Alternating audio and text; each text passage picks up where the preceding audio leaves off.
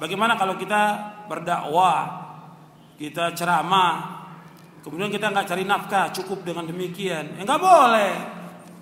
Dakwah bukan untuk mencari nafkah, ceramah bukan cari nafkah. Kita punya cari nafkah sendiri. Dakwah tetap dakwah di jalan Allah. Ini perbuatan yang paling mulia dan ganjarannya sangat besar. Allah menyebutkan dalam Al-Quran, wa man ahsanu qawlan mimman da'a ila Allah wa amila salihan wa qala innani minal muslimin. Di dalam surah Fussilat. Dan tidak ada yang paling baik perkataan manusia tentang orang yang mengajak manusia kepada Allah. Dan dia beramal saleh dan mengatakan saya orang Islam. Dakwah ini ganjaran besar. Besar ganjarannya. Makanya para nabi, para rasul alaihi wassalatu wassalam, ketika mereka berdakwah, itu mereka mengatakan, la as'alukum alaihi ajra in ajriya illa ala rabbil alamin. Sesungguhnya aku enggak minta ganjaran, enggak minta upah, enggak minta gaji dari kalian. Para nabi mengatakan demikian.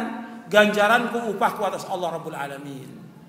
Maksudnya begitu para dai, para ustaz dalam berdakwah, enggak mengharapkan sesuatu dari manusia, enggak makan uang, enggak mengharapkan amplop, enggak mengharapkan duit, enggak mengharapkan yang lainnya.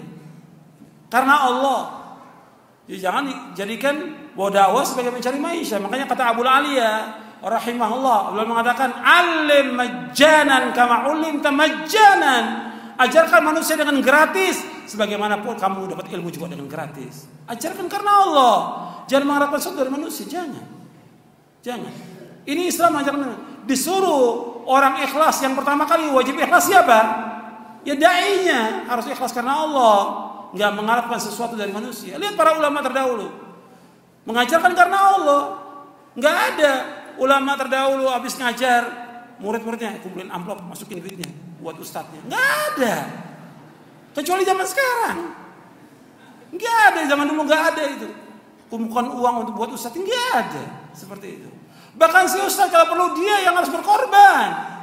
Karena dakwah merupakan jihad dan dia wajib berjihad dengan apa? Dengan dirinya dan hartanya dia berjihad dengan Allah. Dia para sahabat berjihad dengan dirinya, berjihad dengan hartanya. Kecuali kalau memang ada dari ulil amri, memang dia ditugaskan ulil amri untuk berdakwah, ulil amri yang memberikan gaji kepada dia, boleh, hukum syar'i. Tapi mengharapkan orang kumpulkan keropak amplop buat ustadznya nggak benar seperti itu. Bahkan ada yang ngaji bayar, nggak boleh. Ngaji ini gratis. Ini semua orang boleh dengar dakwah ini. Siapa aja. Nggak pakai uang. Dakwah ini nggak pakai uang. Semua orang bisa dengarkan dakwah yang hak agar manusia kembali kepada Allah, agar mereka masuk dalam agama Islam secara keseluruhan, agar mereka mentauhidkan menunjukkan syirik. Biar mereka dengar dakwah ini. Nggak pakai bayaran. Apalagi sengaja bikin bayaran.